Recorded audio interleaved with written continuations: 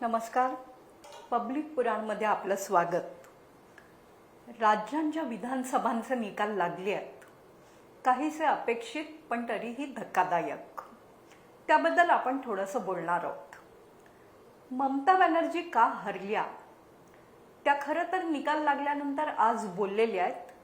त्यामुळे खरोखरच त्या का हरल्या याची चिकित्सा कालच्यापेक्षा आज करणं योग्य आहे.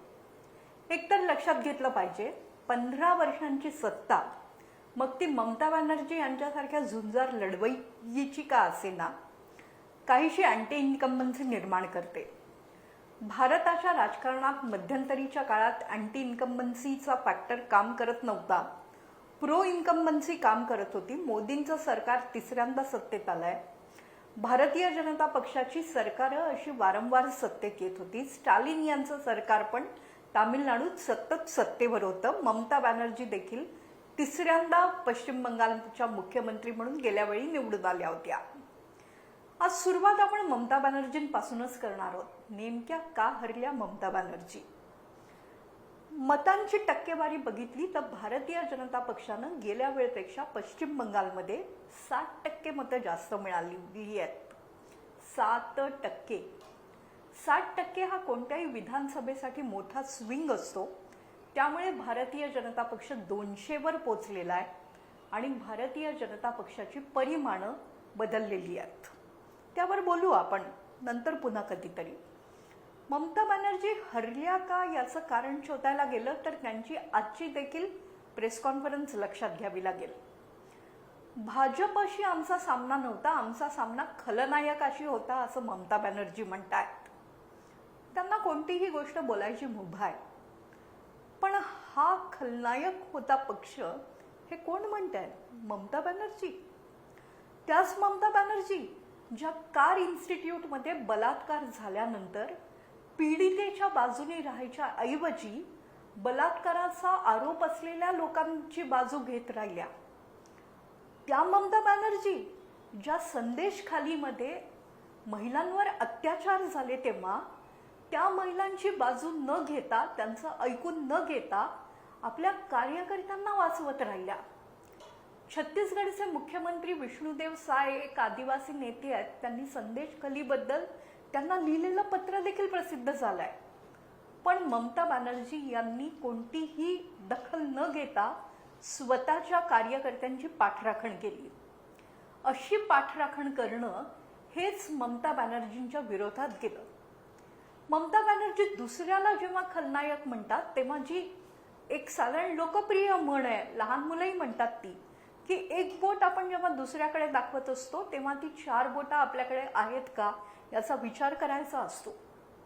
ममता बॅनर्जींच्या लढवय्येपणाबद्दल काँग्रेसमधून बाहेर पडल्यानंतर त्या ज्या प्रकारे आव्हान देत सत्तेला समोर जात राहिल्या त्याबद्दल नितांत आदर आहे.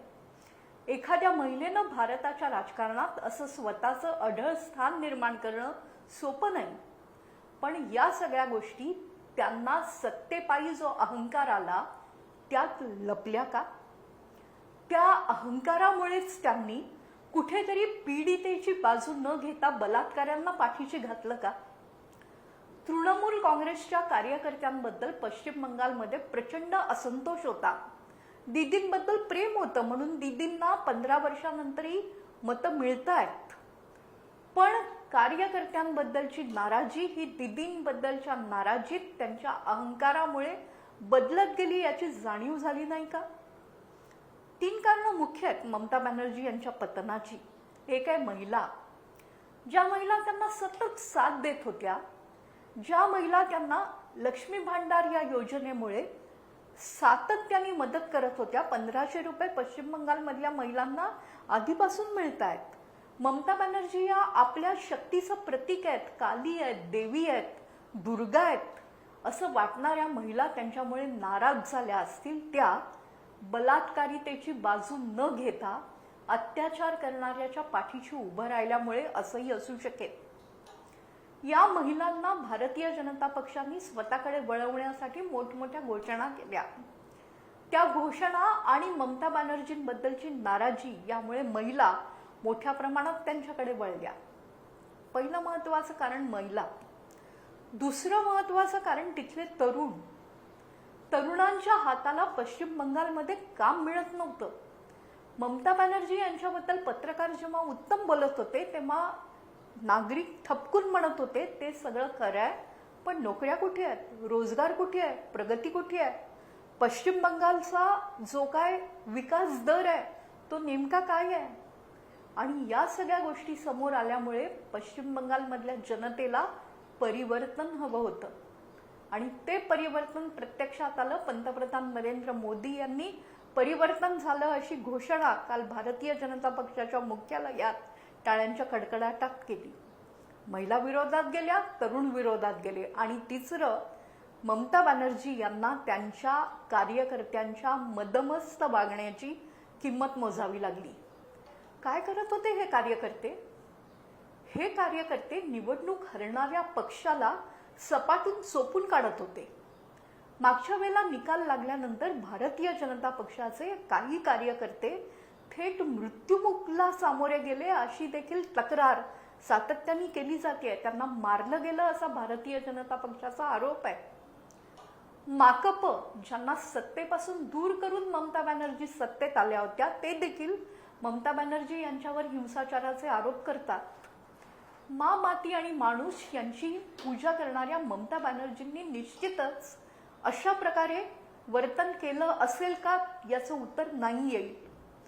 पण मदमस्त झालेल्या सत्तेच्या अहंकारात गेलेल्या कार्यकर्त्यांना पाठीशी घालण्याची मोठी चूक ममता बॅनर्जी यांनी करून ठेवली आणि ह्या घटनेची, या वातावरणाची चूक म्हणून ममता बॅनर्जी यांची सत्ता गेली.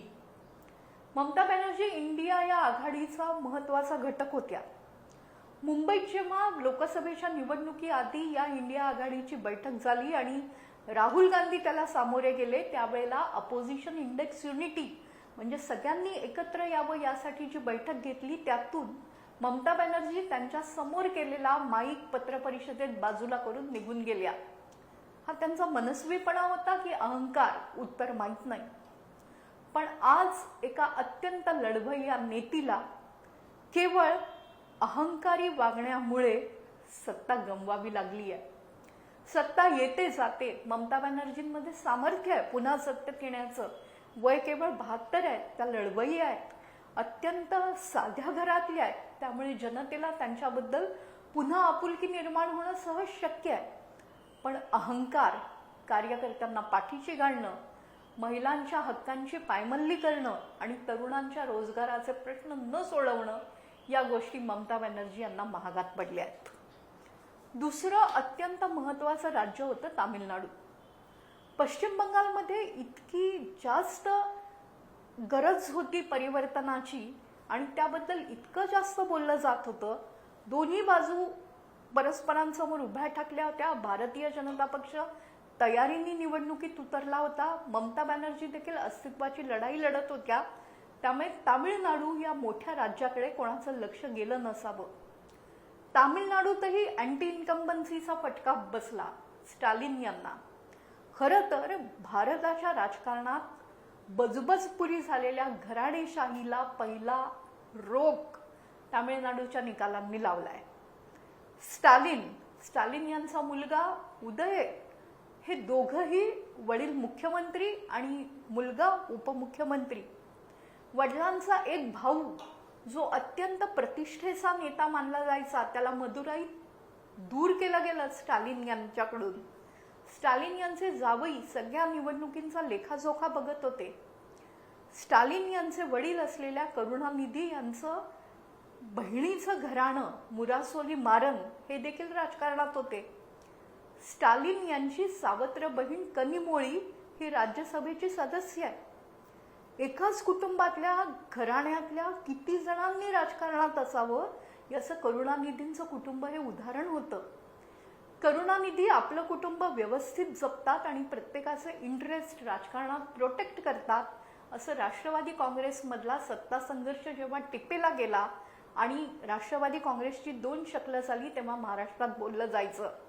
करुणानिधी तर गेले पण त्यांच्या जाण्यानंतर स्टॅलिन त्यांचा मुलगा जो तामिळनाडूचा मुख्यमंत्री होता, तामिळनाडूची प्रगती उत्तम होती, पश्चिम बंगालसारखं नव्हतं, त्याला देखील घराणेशाहीचा अतिरेक झाल्यामुळे पराभव पत्करावा लागला.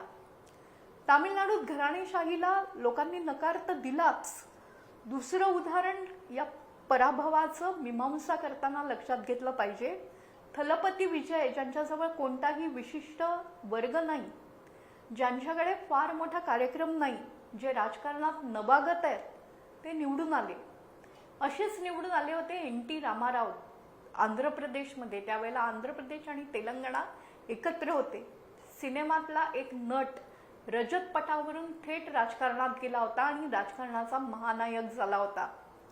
विजय यांच्या प्रचार मोहिमा जर बघितल्या तर ते सातत्याने लोकांशी संवाद साधत होते, त्यांना काहीतरी देऊ बघत होते. मी तुम्हाला अर्धा तोळे सोनं दिन मुलीच्या लग्नापासून घोषणा सुरू होत्या. या घोषणा कशा प्रत्यक्षात येतील हे कोड आहे, पण मी काहीतरी वेगळं करू पाहतोय आणि मी रूढ राजकारण्यांपेक्षा वेगळा आहे, या केवळ एकाच मुद्द्यावर विजय यांच्या पाठीशी तामिळनाडूची जनता उभी राहिली. पुढचं मोठं राज्य आहे आसाम. आसाममध्ये अँटी इन्कम्बन्सी काम करू शकली नाही, कारण भारतीय जनता पक्षानं आसामचं मोठं ध्रुवीकरण यशस्वीरित्या घडवून आणलं.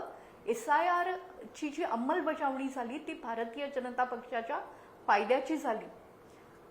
आसाम ही नॉर्थ ईस्ट मधली भारतीय जनता पक्षाची प्रयोगशाळा आहे का? तिथला गुजरात आहे का हिंदू मतांबाबत? पूर्वीचा गुजरात, याबद्दल नंतर कधीतरी सविस्तर बोलावं लागेल. नंतरचं पुढचं राज्य आहे केरळ. तिथेही अँटी इन्कम्बन्सीचा मोठा फटका बसलाय. अँटी इन्कम्बन्सी इथे कोणाबद्दल होती तर डाव्यांबद्दल. तेच डावे जे जनतेच्या भल्यासाठी, जे सर्वहारांच्या सत्तेसाठी सातत्याने प्रयत्न करतात. खरं तर केरळमध्ये कोणतंही सरकार सलग सत्तेवर येत नाही, पण मागच्या वेळेला कोविडमध्ये केलेल्या कामगिरीमुळे पुन्हा डावे निवडून आले होते. सलग 2दा त्यांना सत्ता मिळाली होती. का सत्ता गेली? ज्या कोविडच्या व्यवस्थापनात उत्तम कामगिरी बजावली होती त्या शैलजा यांना दूर केलं गेलं. पिनराई विजयन हे स्वतःचं मोठमोठं कॅम्पेन करायला लागले, जे डाव्या पक्षांच्या चौकटीत बसत नाही. अँटी इन्कम्बन्सी वाढली, रोजगार कुठे मिळत आहेत असा प्रश्न आला, आणि कुठेतरी मुस्लिम आणि ख्रिश्चन यांचं बाहुल्य असलेल्या अत्यंत सुशिक्षित राज्य असलेल्या केरळमधले निकाल बदलले. पुदुचेरी, छोटंसं राज्य तमिळनाडूच्या शेजारचं, तिथे निकाल वेगळे लागले, कारण भारतीय जनता पक्षाने काँग्रेसमधून फोडून काढलेला तिथला नेता मुख्यमंत्री झाला आणि त्यांनी पुन्हा विजयश्री खेचून आणली. खरं तर या निकालांनी 3 मुख्यमंत्र्यांना पदच्युत केलं. नुसतंच पदच्युत केलं नाही, तर मुख्यमंत्री जे मोठाले सत्ताधीश होते ते पडले. ममता बॅनर्जी पडल्या, स्टॅलिन पडला. हे पराभव अत्यंत धक्कादायक आहेत. या पराभवांच्या मागे अँटी इन्कम्बन्सी आहे. या पराभवांच्या मागे सत्तेने येणारी सुखलोलुपता ही देखील आहे. आणि यातून खूप मोठा एक विचार समोर येतोय. जनतेला नवीन काहीतरी हवं आहे, नवीन काहीतरी मिळणार असेल, त्यासाठी मेहनत करणारे पक्ष आणि यंत्रणा असतील तर जनता राजवटी उलथवून टाकायला तयार आहे. रोजगार मिळत नसतील, हाताला काम मिळत नसेल, कामाचं मूल्य मिळत नसेल, नोकरीतून पैसा मिळत नसेल, तर जनता पर्याय शोधायला तयार आहे. राज्यांच्या निकालाचं विश्लेषण खरं तर इथे थांबतंय, पण त्यातून अनेक मोठे संदेश आहेत. रोजगार मिळत नसेल तर सत्ता पालट होऊ शकतो, हा संदेश नेमका कोणी घ्यायचा आहे, ज्याचं त्यांनी ठरवायचं आहे. पब्लिक पुराणमध्ये आज इथेच थांबतो. आपल्या प्रतिक्रिया, आपल्याला काय वाटतंय, आपली भूमिका काय आहे, आम्हाला जरूर कळवा. आम्ही इंस्टाग्रामवर आहोत, फेसबुकवर आहोत. आपल्या सर्व प्रतिक्रियांचं कायम स्वागत आहे. नमस्कार.